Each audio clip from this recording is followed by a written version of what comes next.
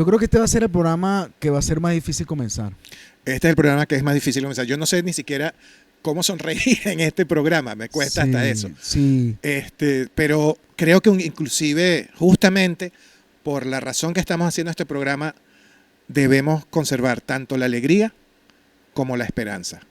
Que creo que lo que intenta y con éxito, a pesar de todo lo horrible o lo descarnado que puede ser, ese documental ganador del Oscar 2024, que fue premiado este año en 2025, que nos va a servir para comentar una realidad cruenta como es la realidad de Palestina y cómo el Estado sionista de Israel mantiene un ataque sistemático contra el pueblo palestino, que no es otra película que No Otherland, de 2024.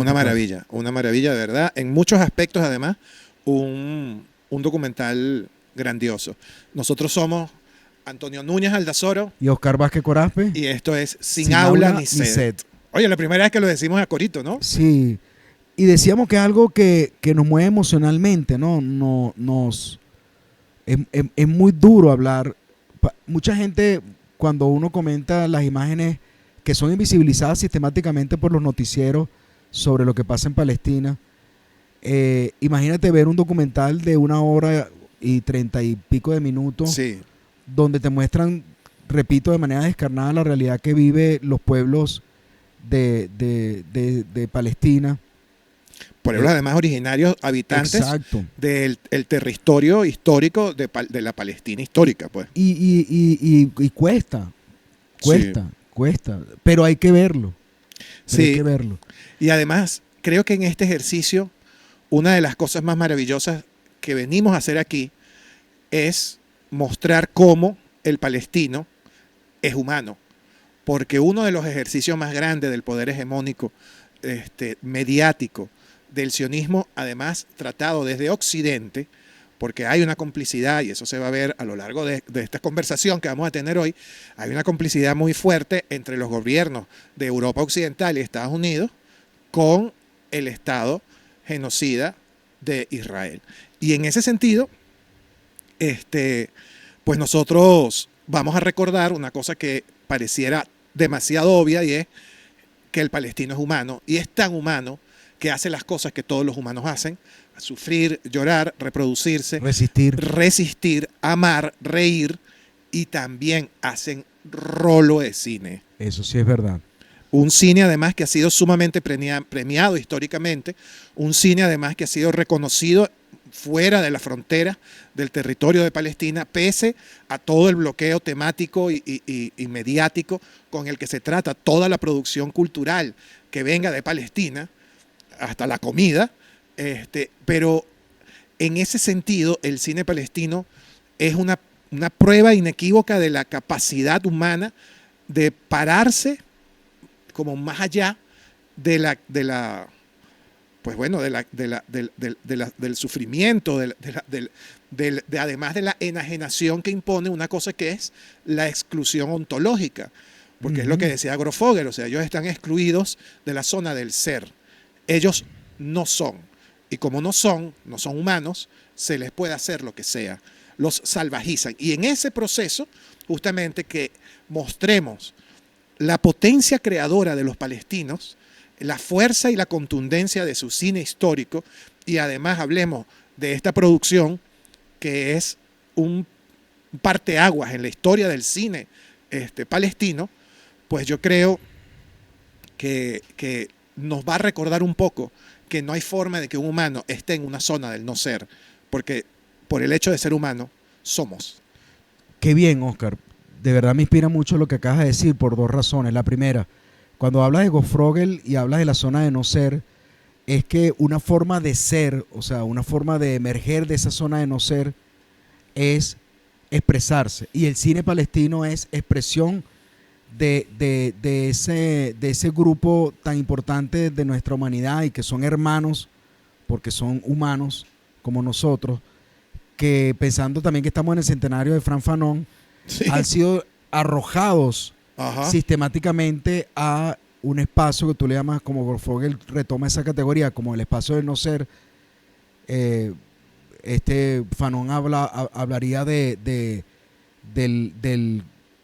el espacio abisal, o sea, donde Ujú. ni siquiera existen los palestinos Exacto. para muchos, o sea, ha pasado, y una forma de existir y de expresarse es su cine. Y lo otro es que el cine palestino nos sirve muy bien para entender no solamente el cine comprometido, el cine de resistencia, el cine de la periafuera, como decimos nosotros, el cine de la periferia, que lucha contra el cine hegemónico, sino que también nos sirve, tú que eres historiador, para entender la relación que hay entre cine e historia, porque el cine palestino, y vamos a verlo rápidamente, su progresión histórica tiene que ver con grandes momentos de la historia palestina y de la imposición del Estado sionista de Israel de dominar un territorio que desde el siglo XIX, cuando empieza a surgir el sionismo, Herzl y toda esta gente creen que tienen el derecho divino de ocupar una tierra donde ya habían personas desde hacía cientos de años. Sí, esa es justamente una de las cosas más maravillosas que nos permite, en particular el cine palestino, y es mirar cómo el cine palestino cambia de acuerdo a las circunstancias históricas en las que ese territorio y ese pueblo ha vivido, y cómo ha ocurrido esa circunstancia. Entonces, hay un acompañamiento histórico del cine palestino en todos los textos en que nosotros investigamos para hacer este breve reconocimiento a la potencia creadora del pueblo palestino. Nosotros revisamos y nombran aproximadamente 4 etapas que son comunes a todos los autores que hemos investigado. Primero, hay un periodo que es el periodo incipiente, en donde el cine en Palestina era hecho por extranjeros o eran hechos por europeos cristianos o sin profesión religiosa, o eran hechos por europeos akenazí, o sea, judíos, pero en el territorio de Palestina. Y era un poco cine documental entre los años 1900 y aproximadamente 1947. En ese momento, el cine iba a Palestina a documentar la riqueza cultural de los pueblos que ahí habitaban. Otra cosa que ha sido históricamente invisibilizada. Otra cosa, y son además contenidos muy difíciles de conseguir, son sumamente difíciles de conseguir porque han sido sistemáticamente borrados, porque muestran que en ese territorio hay una continuidad de vida histórica, no solo de pueblos nómadas, sino de ciudades, de prácticas culturales, de una cantidad enorme de formas diversas de habitar ese territorio por parte de los palestinos. Pero en ese momento, evidentemente, en un momento como todavía donde las potencias europeas estaban reorganizando la nueva colonialidad a los que ellos iban a someter al mundo después de la Segunda Guerra Mundial, pero que en ese momento además estaba en disputa, justamente en ese lapso de tiempo el mundo se reorganiza desde la colonialidad europea y ellos, bueno, los palestinos son simplemente visitados por extranjeros que van a tomar y de alguna forma a robar esas imágenes, pero al mismo tiempo a preservar ese universo gigantesco de vida que era esta tierra palestina. Después de eso, llega la Nakba en 1947. La gran catástrofe. La gran catástrofe. La Nakba, no me voy a extender en explicarlo, pero bueno, fue un proceso cruento de desplazamiento de los palestinos de sus tierras por parte del naciente. En ese momento todavía ni siquiera había nacido realmente el Estado de Israel, pero las fuerzas de ocupación israelí, a través de su estrategia de colonos y de militares, expulsan a un número gigantesco de personas de los territorios palestinos históricos. Y en ese proceso viene un periodo que se llama el periodo del silencio. Ni los extranjeros, miren ustedes qué poder habrá tenido ese lobby israelí sionista en el mundo, que ni los autores extranjeros iban a grabar a Palestina, ni los medios de comunicación iban a grabar a Palestina, y sobre todo no había posibilidad de que el pueblo palestino levantara cabeza y pudiera hacer absolutamente nada, porque había sido atacado en la propia organización misma de sus territorios. Y duró años, ¿no? Porque duró desde 1947 del hasta 1967. Fueron casi 20 años de absoluto silencio. Y después comienza otro periodo. Ahora ya no desorganizado, sino un periodo nuevo del cine. Esto a mí me parece increíble porque es mirar en la historia del cine y en la realización del cine palestino la historia del panarabismo y su derrota también. En 1967 todavía está activa esa visión panárabe de unificar a los pueblos de origen árabe, de lengua árabe, como una sola, no una sola nación, pero por lo menos una organización que les permitiera a ellos vivir en ese territorio que les ha pertenecido históricamente y que gracias al colonialismo, sobre todo inglés, se ha visto pues quebrado. Y en ese momento era un momento crucial, pero que termina con una guerra justamente contra Israel, derrotando a las fuerzas panarabistas, y desde ese momento, en ese periodo entre el 67 y el 82, surge una organización palestina de liberación de corte revolucionaria que va a habitar esos territorios de forma clandestina y sobre todo en el exilio en el Líbano. Estamos hablando de la OLP. Estamos hablando de la OLP. Organización de Liberación de Palestina. En castellano. Y esa organización, Organización de Liberación Palestina, de la Liberación de Palestina, va a organizar una serie de estructuras que apoyan al cine y movilizan la realización cinematográfica.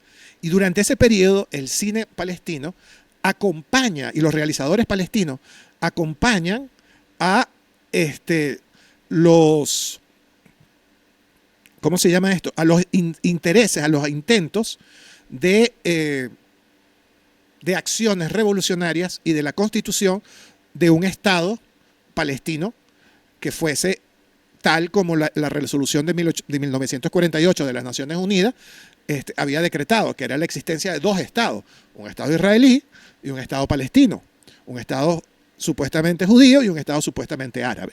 Esa resolución que contempla esa división del territorio y que además demarca un territorio para los judíos y un territorio para los palestinos, resolución además que ha sido la resolución más violada en la historia de las Naciones Unidas, esa resolución, de alguna forma, la OLP quería hacerla valer a través, bueno, de un ejercicio de lucha revolucionaria. Cosa que no esperaba ni el sionismo israelí, ni todas las fuerzas hegemónicas mundiales que estaban apoyando el establecimiento de ese Estado de Israel en territorio palestino. Sí.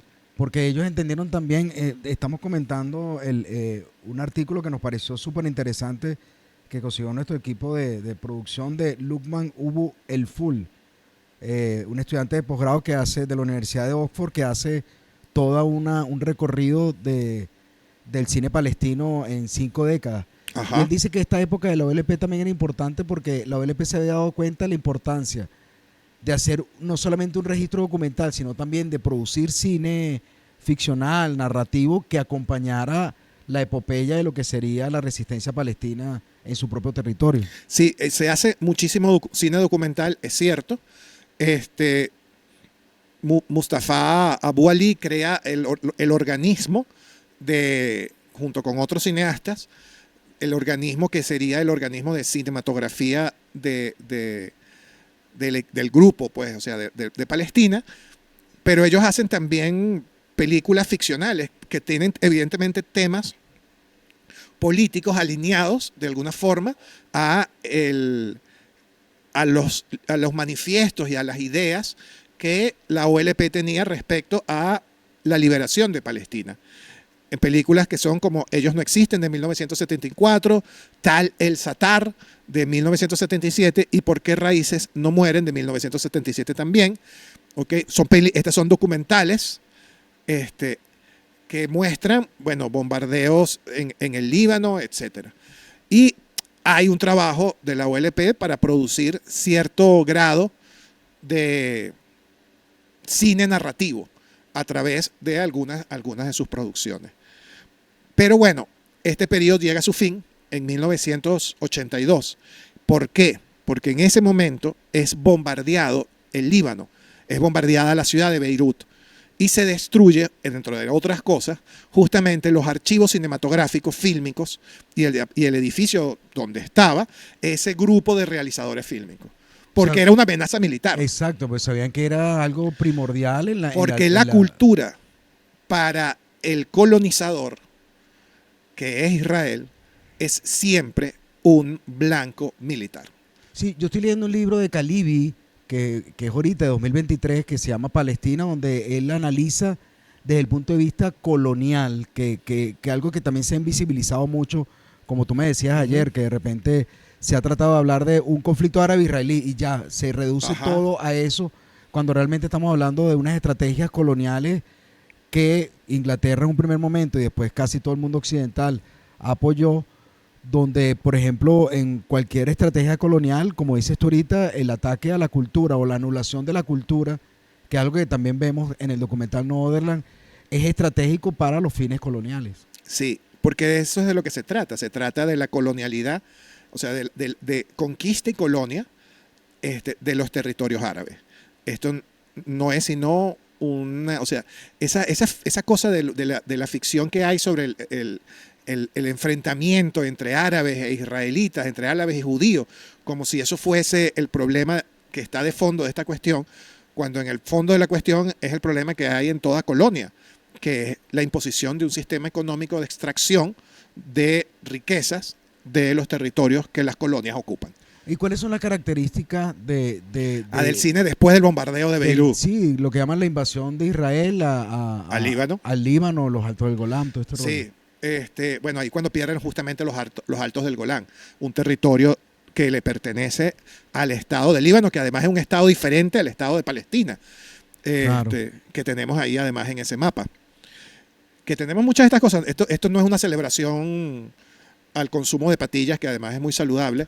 Esto la razón por la que tenemos estas patillas aquí, que las invitamos a estar con nosotros y que no nos acompañan hoy ni Baldomero, ni el perro de salchicha gordo bachicha, ni Citripio, ni Nietzsche. Hoy nos acompaña son este par de imágenes de patillas que lo realizó nuestra amiga Grecia. Entonces ella nos regala estas patillas porque estas patillas son un símbolo para hablar de la bandera palestina sin mostrar la bandera palestina.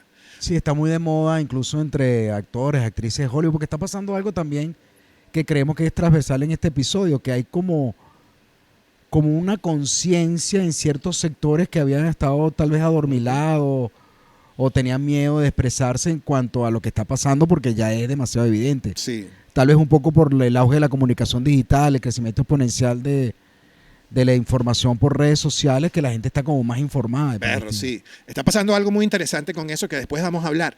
Pero vamos a seguir con la etapa que nosotros llamamos, este es un nombre que se lo pusimos nosotros, la etapa del cine posmoderno a partir de 1982. Esa etapa ya no, o sea, de hecho ahí es donde están los mayores exponentes del cine palestino, en el sentido de mayores exponentes como realizadores ganadores de premios. Y mayor exposición, entonces. Y con también. mayor exposición internacional. Ese cine abandona la retórica revolucionaria de la OLP. Se separa de esa retórica. En parte, primero que nada, porque la OLP ya no es capaz, ahora ellas ya no pueden asentarse en el territorio libanés, ellos huyen fuera del Líbano, van a algún territorio en África, creo que ¿cómo se llama esto? En Túnez. Ponen un centro de operaciones para la parte cinematográfica, pero ya ellos no pueden realmente financiar desde adentro la producción palestina. Pero ¿qué ocurre? Hay unos realizadores palestinos que han tenido la oportunidad de estudiar en Europa, que han hecho contactos en Europa y que empiezan a hacer un nuevo cine palestino. Este es un tercer periodo muy particular, muy particular. Tiene como defecto el hecho de que está acoplado a una narrativa que rompe, que además es algo característico de la posmodernidad, que rompe con la idea de que existe un gran relato. El gran relato de la nación palestina. Por eso le llamamos posmoderno, porque Por eso los pequeños relatos, las historias locales. Las historias locales, historias íntimas, mucho intimismo, mucha cita, mucha intertextualidad. Ese tipo de recursos que aparecen dentro de este nuevo cine, aparece también porque el nuevo financista de este cine ya no es una organización palestina, sino estados europeos, empresas privadas europeas de cine y televisión, productoras europeas. Y eso es una cosa que lo hace muy particular. Durante este periodo hay como tres grandes cineastas, que ahora no consigo el nombre de ellos. Uno de ellos es Khelifi, el otro gran cineasta es Suleimán, y hay otro que no recuerdo, de ese grupo de cineastas que son los tres grandes de este periodo. En ese lapso de tiempo, que es entre el año 82 y el presente, el cine palestino crea un lenguaje para hablar de lo palestino, sobre su cultura, sobre sus formas de vida, sobre también la opresión, porque no es que no se nombre la ocupación de los territorios, pero habla sobre todo desde el punto de vista del individuo. El realizador, además, adquiere una dimensión superior a la propia historia que está contando, pero hace unos grandes aportes, hay que admitir, al cine palestino del futuro, que es esa forma humana y además de resistencia no violenta a la ocupación israelí. Es lo que diferencia también la época de la OLP. Es la ruptura con la OLP, porque la Sí. OLP era un ejército. O sea, era una organización de liberación, Sí. pero una organización de De liberación acciones de combate. que operaba militarmente Exacto. y trataba de controlar el territorio militarmente. Y en ese sentido, este periodo, que es además el periodo de la derrota de la OLP hasta los acuerdos de Oslo, por eso es que es tan importante mirar el cine palestino, porque es la historia viva del último siglo de Palestina. De los muchos siglos que Palestina tiene como como arrancamos pueblo. del último siglo de nuestra humanidad. De la humanidad, exacto. Es el último siglo de la humanidad y el último siglo de Palestina. Y en ese proceso de los últimos 100 años de la historia palestina, llegamos además a un momento con May Masri y un grupo de ONGs que también apoyaron al cine palestino, que en la década, los últimos 25 años de existencia, pues del siglo XXI, ellos, o lo que va del siglo XXI, empiezan a hacer cine de mujeres. Documentales de diferentes tamaños, o sea, cine tanto de ficción como cine más, ¿cómo decirlo? Cine de ficción y cine documental de diferentes duraciones, o sea, desde cortometrajes bastante breves, de 7, 12, 13 minutos, hasta, bueno, largas duraciones de 1 hora y media y más. Es interesante que tú hables de lo de la mujer, porque si estamos hablando de una invisibilización sistemática del ser árabe o del ser palestino, una de las cosas que también ha tenido mayor distorsión y mayor invisibilización ha sido el papel de la mujer. Y hay películas incluso icónicas desde el punto de vista desde la mujer. Estamos hablando según el autor Luqman Abu el-Ful, las semillas para tal enfoque cinematográfico pueden haber sido ya plantadas en Las 3000 noches 2015 de May Marsiri, que detallaba la historia de Laila, una mujer embarazada que participa en una rebelión no violenta en prisión. Fíjate que son las características de este momento. Crucialmente es el compromiso de Laila con la acción colectiva, a diferencia de su relación con el personaje de Sana, una luchadora de la OLP que la lleva a participar en la rebelión. O sea, ya el cine está tratando, como hemos hablado, la representación de la realidad y el manejo de las representaciones.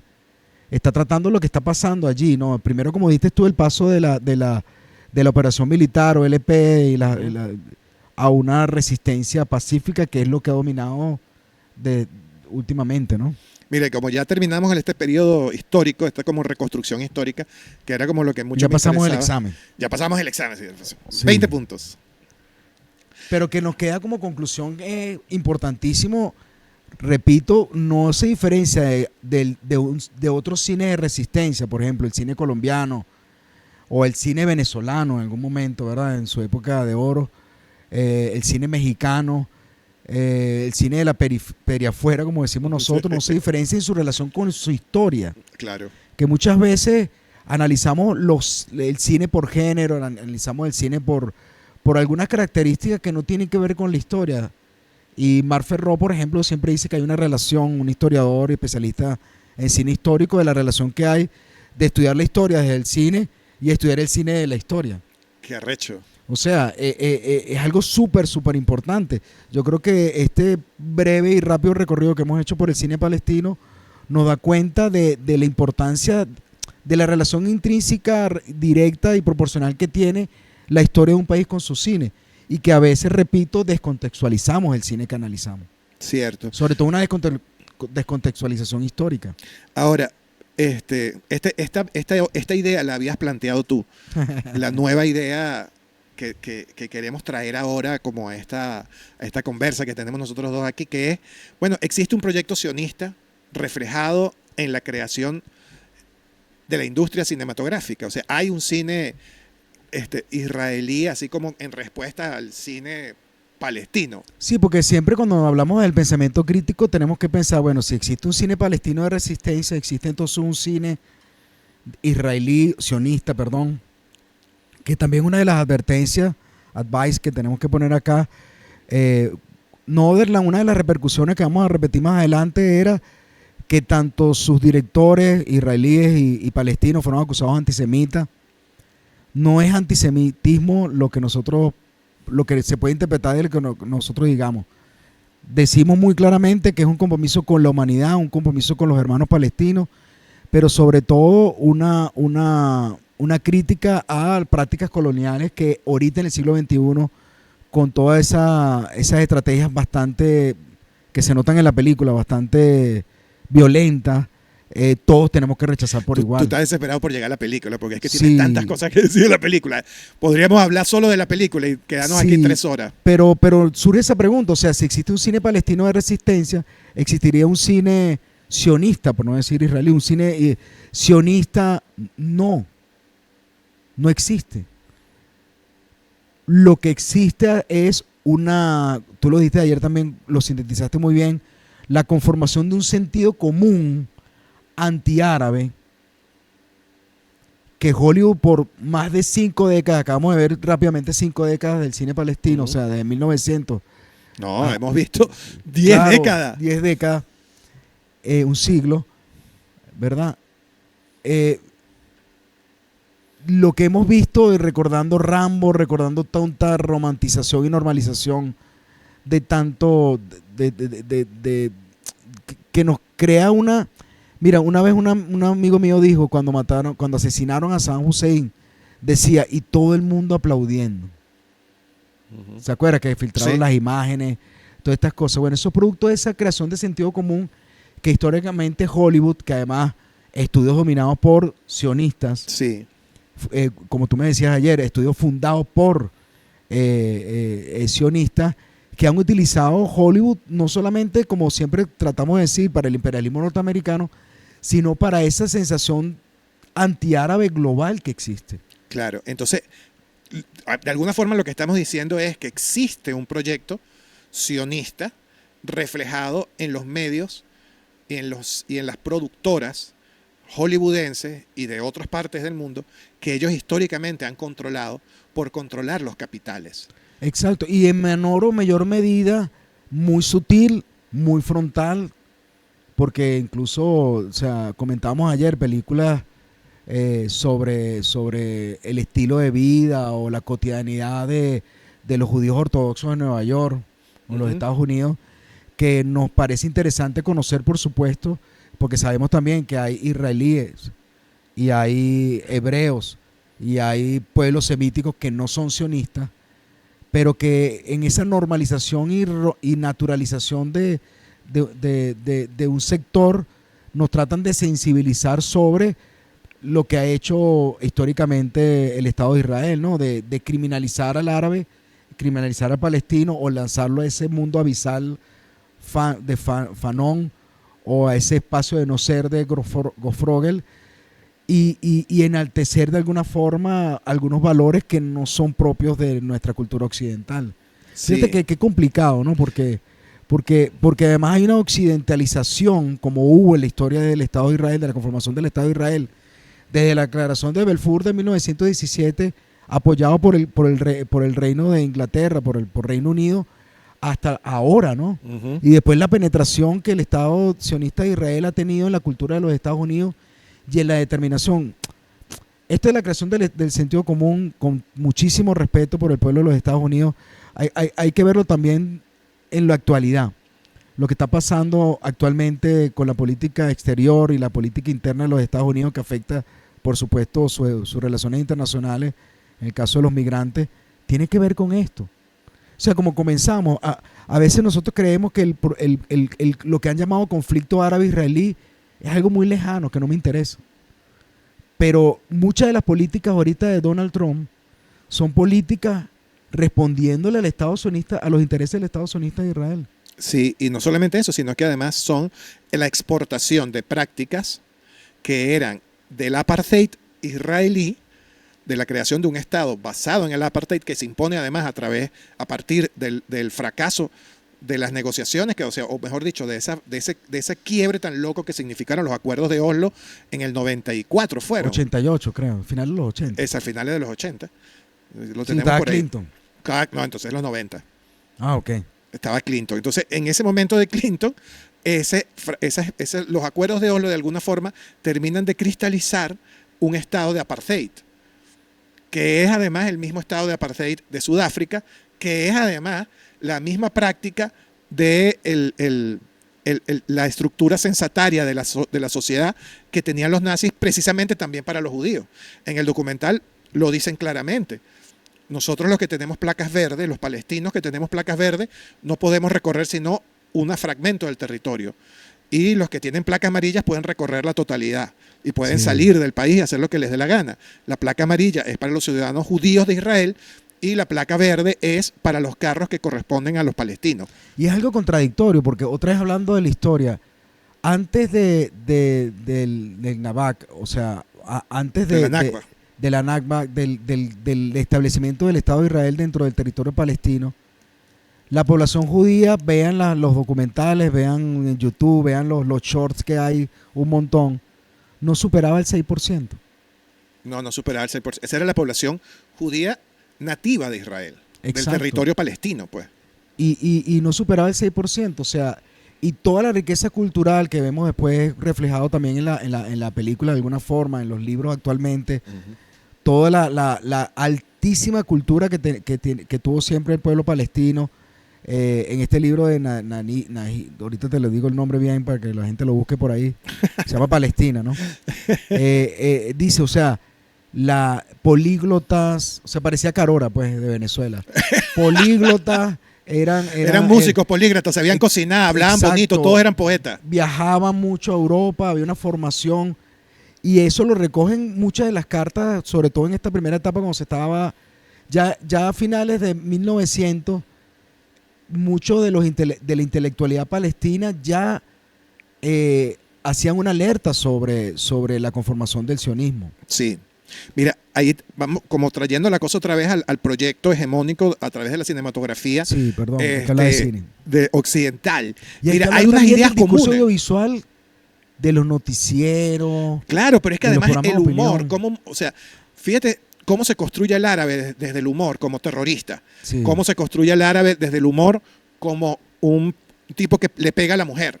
Cómo se construye el árabe, o sea, en Saturday Night Live, en un montón de clips, además de cosas que circulan por las redes, de personas que se visten de árabe y entonces llegan y se arrodillan a rezar y abren y tienen unas bombas y vainas y la gente sale corriendo y la gente jajaja se ríe. Sí, Rambo. Pero la que te quiero decir, todo eso es reproducción más mediática de un sentido común universal en donde hay como tres ideas básicas que giran alrededor de ese sentido común y que además se apoya en películas. Por ejemplo, el primero, el sentido común de la tierra prometida. O sea, eso es una cosa que está en un texto religioso. Y que le resuena mucho a la gente por acá como el destino manifiesto. Exacto, que es el norteamericano.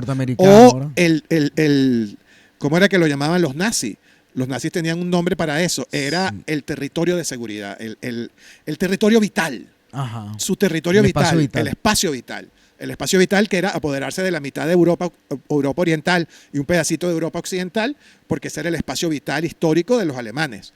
El destino manifiesto de los norteamericanos de gobernar el mundo y en la tierra prometida del pueblo judío que se transforma en el proyecto sionista. Que son dos cosas diferentes, además. Que además de que salen, no verlas, lo vamos a decir más adelante, pero que es la justificación legal, hay una justificación divina. Claro, pero además de eso, se crea como sentido común en el trancazo de películas que hay sobre Moisés, sobre héroes judíos del tipo Los 10 Ben-Hur, mandamientos. los 10 mandamientos, etcétera. O sea, la cantidad de películas. O sea, hay comiquitas de Moisés. Están los 10 mandamientos en la década de los 50. Charlton Heston. Charlton Heston, por Después supuesto. presidente hasta ahorita, ¿no? De la cosa del rifle, ¿no del era? rifle, de la Asociación Nacional del Rifle. Qué tipo tan bonito. Sí. Bueno, ese señor ha participado justamente también en este acto propagandístico de la Tierra Prometida. El humor, bueno, por supuesto que ha creado la imagen de el árabe golpeador de mujeres. Que desde el punto de vista retórico también es una estrategia, una generalización Claro, pero del es que mundo árabe como uno solo. sí, como una sola cosa y que además es una cosa difusa y sobre todo que no es humana. El árabe se bestializa en el terrorista. La figura del terrorista bestializa al árabe. Es como si todo el mundo en los territorios árabes, no solamente en Palestina, sino en todo ese universo donde se habla esa lengua maravillosa que es el árabe, la gente desde chiquitico están aprendiendo a hacer bombas y entrenan cómo poner bombas en lugares, o sea, y cómo ser terrorista. Esa imagen humorística, sarcástica, está presente en una cantidad gigante de películas norteamericanas y además de realizaciones audiovisuales norteamericanas de humor. Y eso es justamente lo que yo hablo como la existencia de un proyecto sionista, y que es lo que estamos diciendo, de creación de sentido común desde la realización audiovisual. Que va hasta lo cotidiano. Mira, yo estoy recordando que aquí están una cufilla o una kefia Kifa. o kifa de Cisjordania y de Palestina. Ambos territorios ocupados por Israel. Que en algún momento, en algún evento pro Palestina, yo utilicé ese y me monté en el metro y un señor me gritó: quítate eso, terrorista, acá en Caracas en el año 2019. ¿En serio? Quítate eso, terrorista. Bueno, esa es la eficacia La simbólica, eficacia, sí, la o sea, eficacia narrativa, la eficacia de creación de sentido, justamente de este ejercicio global, pero que además, ¿qué pasa? y que busca la colonialidad, que uno se anule, que es lo que también trata El Noderland. silencio. El silencio. El silencio de los justos, el silencio de aquellos que están viendo una masacre y permanecen callados. Pero justamente para dar paso a eso, quiero decir que el documental produce un parteaguas en la historia del cine palestino, porque no es una película solamente palestina. O sea, es una película además de coproducción con un equipo de judíos que viven en Israel, que son nacidos en Israel, son segunda generación israelita, porque la primera generación, sus padres, eran europeos, pero ellos nacen en Israel ya y habitan este territorio y cuestionan las prácticas coloniales del Estado sionista. O sea, ya le entramos a Noderland. Ya entramos a Noderland. Ya, Sí, estamos bien de tiempo, chicos. O sea, es que está bien porque nos convoca, o sea, como decíamos al principio, el hecho de que haya ganado el Oscar a Mejor Documental y que haya ganado también... ese es el otro parteaguas, ¿no? Sí, y la que haya premiación ganado en Estados Unidos. y en el Festival Internacional de Berlín, en su edición 74, donde se estrenó, ganó el premio del público, que le llaman el Panorama, a Mejor Película Documental y el premio del cine documental de la Berlinale, ¿no? Hay una tensión, repetimos, que estamos discutiendo, ojalá sea sincera, ojalá sea global, ojalá de verdad llegue a algo, porque después lo vamos a comentar a lo interno de la trama que es un documental pero muy narrativo, muy dramático, pero que fue rodada entre 2019 y 2023. Estamos hablando ya de la última intifada, que le llamaban la intifada de los cuchillos, ¿no? O sea, de una época de verdad de resistencia palestina, porque hay una exacerbación de la violencia del Estado sionista de Israel o del Estado ocupante en territorios palestinos, ¿no? El director, lo que acaba de decir tú es muy importante, que es otra de las cosas que ha invisibilizado históricamente del Estado sionista de Israel, es la disidencia israelí de intelectuales, de público en general, de artistas, religiosos inclusive. de religiosos, es verdad. De esta colección de libros de esta editorial hay uno que se llama, se lo regaló una estudiante mía muy interesada en el tema, se llama El Otro Israel, donde precisamente habla de ese otro grupo de intelectuales israelitas y religiosos israelíes, perdón, que critican al sionismo. Y lo critican frontalmente y han pagado con cárcel y todo, que es otra invisibilización. Entonces hay, como dices tú, los directores son el abogado y periodista palestino Bassel Adra, que es el que vemos en pantalla, que es el protagonista. Uh-huh. El fotógrafo y agricultor palestino Hamdan Fayal, que fue el que lo metieron preso durante casi 8 días. Que lo metieron preso, le cayeron a golpe, lo torturaron, y además fueron colonos israelíes los que lo golpearon, y después el ejército israelí que se lo llevó a la cárcel. Claro, supongo que por dejarse golpear, ¿no? Sí. Ese fue el crimen. Que además también tiene un papel fundamental en la película, yo no me había dado cuenta, tú me aclaraste eso, que me pareció también bastante significativo.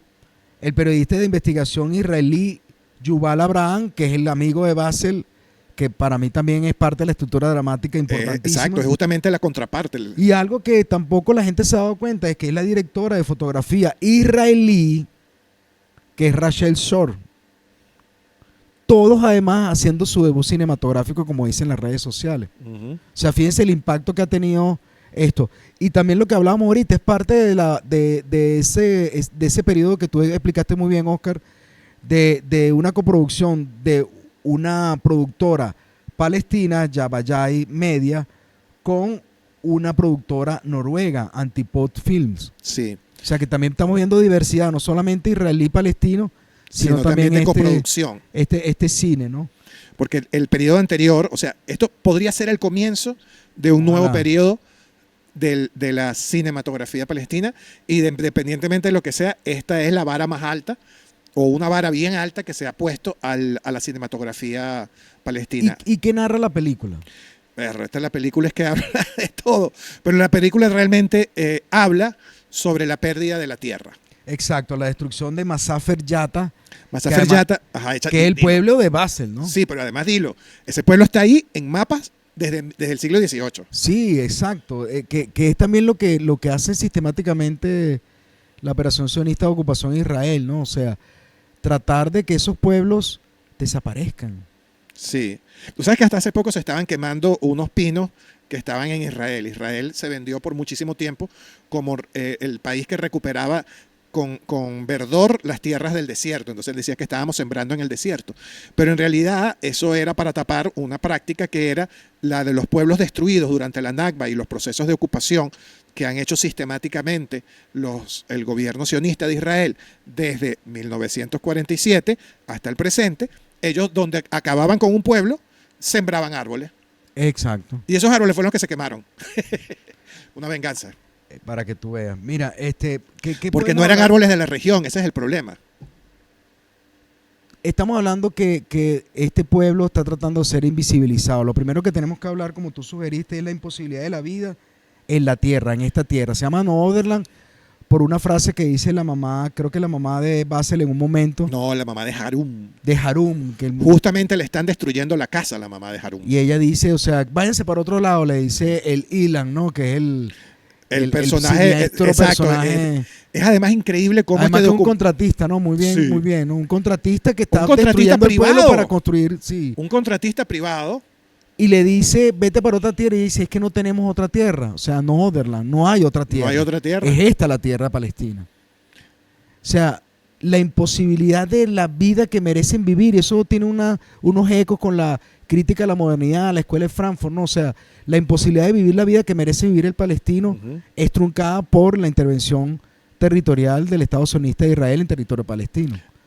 A mí me parece maravilloso además el tratamiento como lo hacen, cómo muestran lo inexorable de la destrucción, la imposibilidad de la vida en otro territorio, lo difícil además que es para ellos huir inclusive de ese espacio, pensar en migrar y salir de ese mismo espacio porque es que están cercados.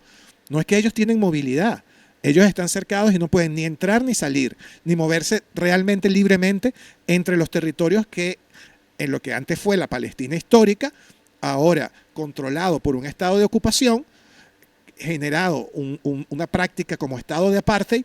Ellos no pueden moverse libremente entre las islitas palestinas que les ha dejado, las migajas que les ha dejado Israel, violando además los acuerdos de la resolución de la ONU de 1948, violándolo todo el tiempo. la imposibilidad de la vida en la tierra, pero esta es su tierra. Y el documental se esfuerza por mostrarlo de muchísimas maneras. La otra cosa que el documental tiene, y que, oye, yo quiero que tú nos lo expliques, es la estructura dramática del documental. Sí, y es que el documental tiene una estructura dramática y una retórica muy fuerte. Por ejemplo, primero el contraste, ¿verdad?, entre el periodista israelí y el activista y abogado Basel, ¿no? Uh-huh. O sea, desde el punto de vista de la estructura dramática tenemos la conformación de un binomio de amistad, que además están confrontándose siempre en el discurso sobre la posibilidad de lograr sus objetivos uno y otro, y las fuerzas que no posibilitan realmente los resultados que ellos están esperando. Sí. O sea, me parece fundamental. O sea, ellos están todo el tiempo reclamándose entre la inmediatez y la larga duración.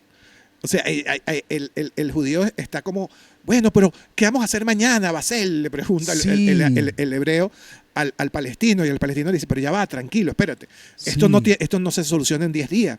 Nosotros tenemos aquí 70 años dando lucha, 80 años dando lucha. Eso es lo otro, que habla de que, mira, no podemos resolver en unos meses lo que no hemos podido resolver en casi un siglo. De ya casi un siglo, ¿no? Uh-huh. Lo otro es que también engancha mucho desde el punto de vista narrativo, es la relación de Basel con su padre.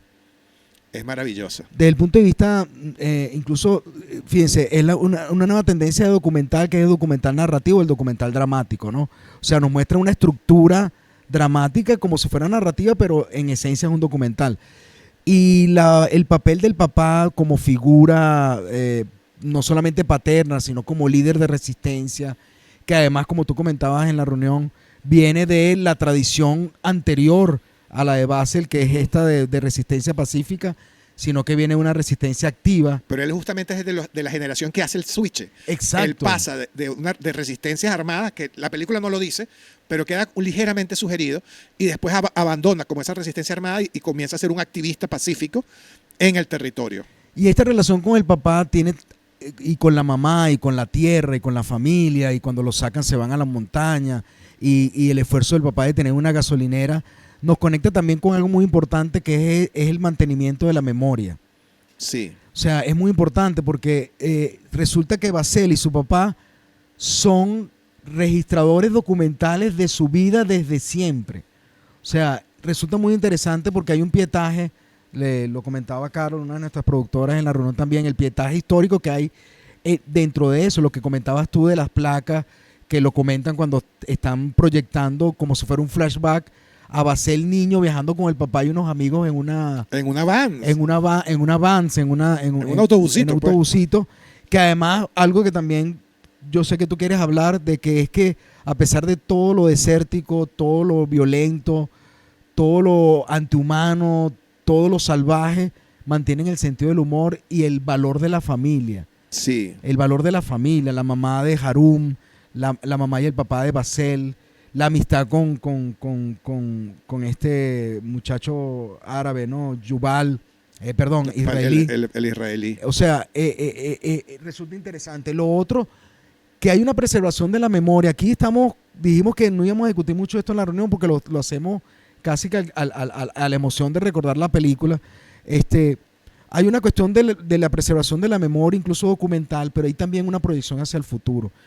Hay unas discusiones muy hermosas entre Yuval y Basel, muy hermosas, sobre no solamente, como dijimos ahorita, el valor de lo que estamos haciendo, la crítica a la invisibilización de los medios, la distorsión, sino qué va a ser de la vida de ellos. ¿Te acuerdas cuando dice, nos vamos a casar? Nosotros nos vamos a casar alguna vez. Y él dice, tú eres abogado, estudiaste leyes, ¿por qué no ejerces las leyes? Y él dice algo que tú también interpretaste muy bien. A los palestinos, en esta destrucción sistemática que nos hace la ocupación sionista, lo que nos queda es reconstruir, y todos somos albañiles. Es una cosa maravillosa. Además son albañiles porque el Estado de Israel no les permite otro trabajo. Ellos están en esa dinámica terrofágica del capitalismo colonial en el territorio palestino. Ellos son el eslabón más bajo de la cadena alimenticia del capital. O sea, son los que construyen. Pero Además, eso es una muestra maravillosa de la psicología de los personajes. Exacto. La profundidad psicológica de esos personajes. Es impresionante que un documental nos pueda ahondar en el miedo, en la duda, en la esperanza, en el desazón. Cuando Handal Bayar le dice a Yuval, esta es tu gente. O sea, nos pone a pensar con ellos mientras transcurre el documental. Nos pone en una posición de meditar, de revisar nuestras propias percepciones que tenemos sobre el conflicto, como le han dicho ellos siempre, porque resulta interesante. Decíamos que podía parecer un poco superficial y un poco creado, pero resulta muy, muy fuerte desde el punto de vista dramático cuando Handal le reclama a Yuval, siendo israelí, que es su gente la que la está desalojando, que es su gente la que está destruyendo Masafer Yatta, que es su gente el que está destruyendo y resulta en esto de la psicología de los personajes, la tribulación de Yuval. Sí. Porque pareciera que Basel está muy claro en cuál es su posición como palestino nativo. No vale, pero Basel también duda muchísimo. Sí. Cada vez que Basel está chupando de la ¿cómo es que se llama esta? Del narguil, de la pipa de agua, cada vez que además es una cosa tradicional maravillosa, él agarra y está chupando de la pipa de agua y entonces, ¿qué es lo que siente? Tú sientes que él está dudando, que él está reflexionando. Es un momento en que además los dos personajes se nos abren psicológicamente y nos muestran no solamente lo que está pasando en un sentido general de la historia del pueblo, de donde ellos viven, que oye, se me fue el nombre, Masafer Yatta. Masafer Yatta. O Yatta. Yatta. Y esa... Es lo occidental afrancesado mío que le pongo al final un acento. Hicimos aunque sea un chiste. Sí. Pues es que es muy difícil. Pero bueno, la cosa es que él chupando la narguil siempre estaban reflexionando sobre su propia esencia. Y eso a mí me parece sumamente poderoso, porque cada vez que llegaban en ese momento, yo me quería poner a llorar. Porque entonces era, oye, la duda, el miedo, las circunstancias. Como yo le decía aquí a los productores que son muy jóvenes, son muchachos que le decían una canción de Leiva, problemas de verdad no tiene, ¿no? Una canción que se llama Sashimi, ¿no? Nosotros viendo ese documental nos damos cuenta la situación de privilegio que tenemos ahorita en Venezuela 2025 respecto al sufrimiento sistemático y diario y minuto a minuto que tiene el pueblo palestino. Aquí podemos pasar una hora más hablando de las virtudes del documental. Yo quiero apenas enunciar dos cosas. Uno, la relación de las prácticas colectivas. Sí. Sobre todo de protesta, reconstrucción. Protesta pacífica. Y además el valor de, por ejemplo, los contratistas privados del Estado colonialista de Israel destrozan una casa y ellos en la noche colectivamente la construyen. Y echan el cuento, además, de cómo ellos construyeron una escuela que al final es destruida, pero una escuela que estuvo ahí por lo menos 20 años y donde ellos estudiaron de niños. Da mucho dolor esa parte. Esa parte es sumamente dolorosa. Pero esa escuela la construyeron las mujeres. Para que los sionistas no le pudieran entrar coñazo a la gente. Sí. La pusieron a su mujer a construir. Entonces la mujer, a diferencia de la mujer que se construye en el imaginario del árabe que se tiene por la propaganda sionista en Hollywood, resulta que la mujer palestina es una mujer empoderada, es una mujer que está luchando con un poder muy arrecho y que tiene un rol dentro de esa sociedad vital. No es que las mujeres occidentales no tengan un rol vital dentro de la sociedad, pero el problema es que se les reconoce. Cosa que es contrario a la propaganda antipalestina de la historia. Ahorita que nos están cortando, la persistencia de esa acción colectiva. ¿Te acuerdas cuando hay una parte de la película que dice, nosotros protestamos 3 veces por semana? 3 veces por semana. Es una cosa periódica y que sostenemos, que Basel le está explicando eso a Yuval, para que la gente de verdad tengamos algún tipo de incidencia. Ahora, ahí es donde yo quiero pasar al siguiente punto que me parece muy arrecho, y es que eso que estamos contando, que parece una historia, porque el nivel narrativo, la potencia narrativa, dramática del documental es muy alta, el problema es que es todo real. Es decir, esta gente estaba haciendo un documental mientras vivía efectivamente esa opresión. O sea, las cachetadas y los coñazos que se vieron en la película no son ficciones. El disparo a Harun. Harun muere. Sí. Pasa toda la película agonizando. Además, muestra unas cosas sumamente dolorosa respecto al apoyo occidental a la lucha y al pueblo palestino, donde Sí. hay un tipo que habla con la mamá y sostiene una cámara que vale aproximadamente $8,000. Nosotros la buscamos, la cámara, todo ese perolero que tenía uno solo de esos periodistas que vinieron a visitar a la mamá de Harum y que querían entrevistar a Harum, que estaba cuadrapléjico después de un tiro de un soldado israelí, porque estaba defendiendo además un colono, ¿verdad? Que es otra cosa que muestra el documental. Que muestra el documental. La permisividad que tiene el ejército israelí con los colonos. Bueno, pero es que es una sola máquina. Sí. Es una sola máquina. Los colonos hacen lo que, o sea, actúan paramilitarmente. Lo que no puede hacer el ejército lo hacen los colonos y después los colonos son defendidos por el ejército. Una práctica clásica que aplicaron en Colombia porque el paramilitarismo colombiano fue entrenado por los agentes del Mossad, que son los que crearon esa práctica en Israel. O sea, es un poco todo de lo mismo, pero el coraje de estar ahí y poder grabar eso, Sí. a mí me parece una cosa, a mí se me paran los pelos. La valentía. La ¿verdad? valentía. Cuando a ese chamo lo van a buscar y lo muestran en el documental, es que lo fueron a buscar Sí. y lo podían haber desaparecido. Se llevaron al papá Sí. preso y lo pudieron haber desaparecido. ¿Qué le importaba? Este documental no era nada, era un palestino más grabando un videíto más en un territorio además donde ¿cómo que se llama? Porque en las redes sociales, el control de las redes sociales lo tienen justamente los lobbies sionistas en el mundo, y eso me parece una enseñanza profunda, pero hay una cosa más del coraje y es el humor, porque hay que tener bolas y ovarios para reírse en medio de esa vaina. Sí. Y es conmovedora los momentos en el que van en esa van, en un pietaje viejísimo de hace 20 años, cuando era un muchachito, Marcel, y está con su padre, está con su madre joven, hermosísima además la madre, y todos ellos además con un poco de otros muchachitos y familia cantando, y pasa un camión militar al lado de ellos. Y dicen, no se preocupen, que no va a pasar nada, nosotros seguimos cantando y seguimos así, que sigue la fiesta. Y echan unos chistes para mantener la alegría ahí. Se ve la cara de los niños que miran como asustados, Sí, en un momento. pero el papá sigue con el chiste y con la broma y le levanta el ánimo a todos. Sí. Qué momento. Y, igual los momentos enternecedores de Baseli y Yuval, ¿no? Que ellos ríen, Sí. bromean, se abrazan, se empujan. O sea, uno ve como los dos pueblos, lo que pasa en la realidad. Vemos lo que real, pasa en la pues. realidad, pues que no hay dos pueblos, hay solo una humanidad. Exacto. ¿Entiendes? Eso es lo que realmente pasa. Cuando ya llegas a ese punto de conocerse y compartir humanamente los espacios, uno ve cómo se va disolviendo esa diferencia.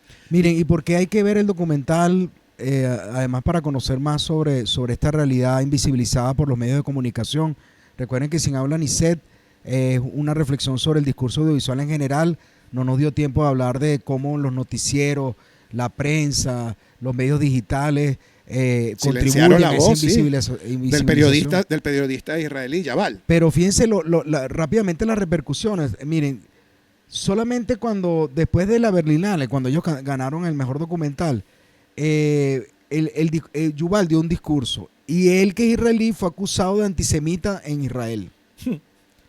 En la gana de los Oscars fue muy polémico que después el ministro de Cultura de Israel pidió que la sala de cine y las instituciones culturales financiadas por el ministerio negaran la proyección de la película por difamatorio, una herramienta de propaganda anti-israelí. O sea, eso es otra estrategia de ellos de separar el sionismo de lo israelí, ¿no? Y dañar el buen nombre de Israel en tiempos de guerra. Que ese es otro cuento, el tiempo de que están en una guerra. Sí, y por último, que tú lo asomaste y de verdad fue algo que los medios de comunicación tuvo mucha repercusión, que hace apenas 2 meses, en marzo de este año, el codirector Handal Basjal, que es el que sale en la película, fue atacado por un grupo de colonos israelíes armados con porras, cuchillos y al menos un rifle de asalto en su casa, en su silla, en el área de Masafer Yatta. Porque ellos viven ahí, porque es que son gente de ahí. Y en Cisjordania, ¿no?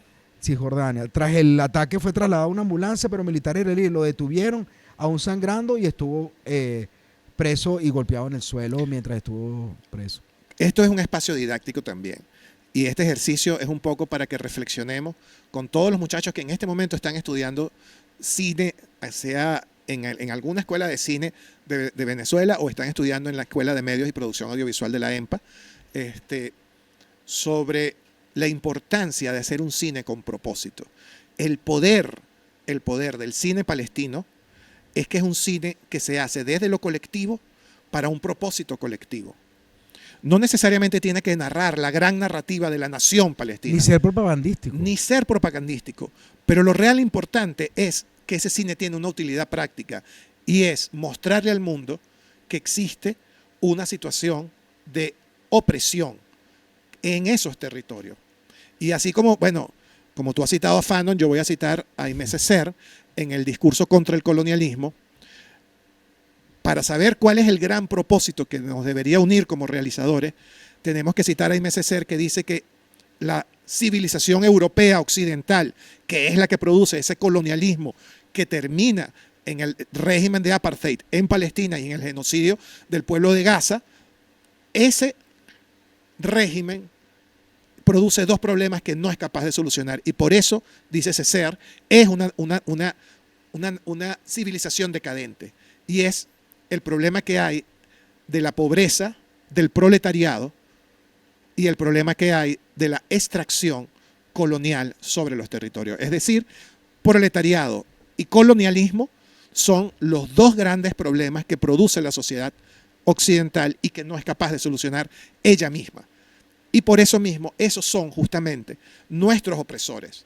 Las diferencias que hay por ser de las zonas de exclusión ontológica en las que estamos, es decir, de las zonas del no ser, por ser del sur global, en la periafuera. Como somos de la periafuera, les invito e invitamos a todos los muchachos, y te invito a ti, a que los enseñes, a que los guíes con tu luz maravillosa, por favor, a hacer guiones, a hacer cine y a pensar en un cine con un propósito y con una utilidad práctica para la liberación. Sí, lo importante es que también le enseñemos cuáles son en su contexto inmediato aquellas cosas que lo oprimen, ¿no? Claro, por eso dije primero que nada lo de Fanon. Exacto. Digo, lo de Césaire. Sí, que somos racializados, periafuera, porque a veces creemos que no, pueden creerse rebeldes, pueden creerse outsider, pueden creer que están arreglando algo y le están haciendo el servicio a quien le oprime. Al opresor. Entonces es muy importante enseñarles cuáles son, como decías tú ahorita, las verdaderas cadenas que los oprimen para que traten de... Y en ese sentido este documental también es una escuela. O sea, hay que verlo y desmenuzarlo, porque en este documental se muestra claramente cómo la reflexión constante sobre qué es lo correcto de hacer. Sobre qué es lo correcto de hacer. Y no desde el miedo, sino desde la necesidad colectiva.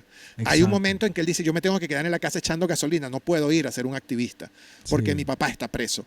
O sea, pero inmediatamente después sale corriendo a grabar y se tiene que esconder. O sea, además una cosa que es real. O sea, ese muchacho está viviendo eso realmente. Es lo que decía Roque Dalton sobre la cotidianidad del revolucionario y pensar en no dejar nunca los intereses más sublimes y generales de la revolución.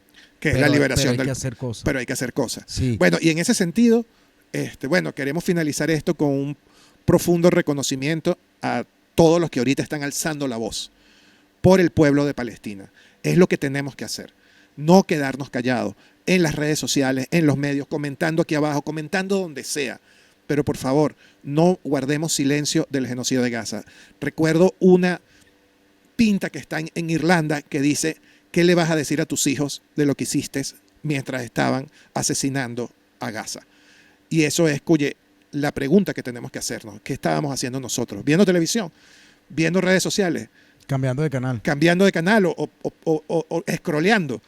Vamos, señores, vamos, muchachos. A mí me gusta una frase que decía que termina la película, que decía, Masafer Yatta existe por una razón. Hay gente que aún se aferra a la vida.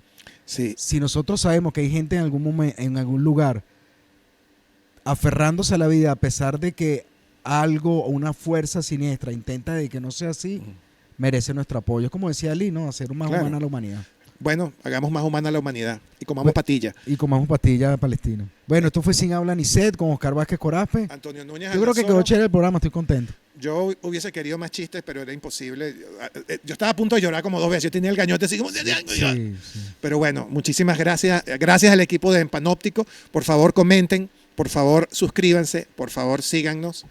Y traten de diferenciarnos. Él es Antonio y yo soy Oscar. Sí, es un chiste que la gente está empezando a pensar que somos la misma persona. Chao.